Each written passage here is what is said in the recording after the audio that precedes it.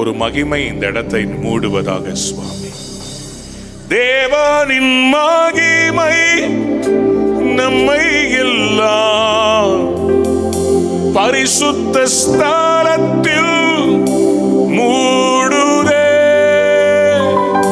தேவனின் மகிமை நம்மை எல்லாம் பரிசுத்த ஸ்தலத்தில் மூடுதே.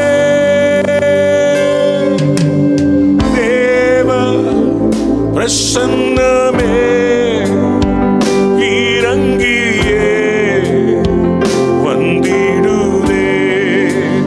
ஓ தேவ பிரசன்னமே இறங்கியே வந்திடுதே. கைகளை உயர்த்தி, தேவனின் மகிமை நம்மை எல்லாம் ஸ்தலத்தில் மூடுதே.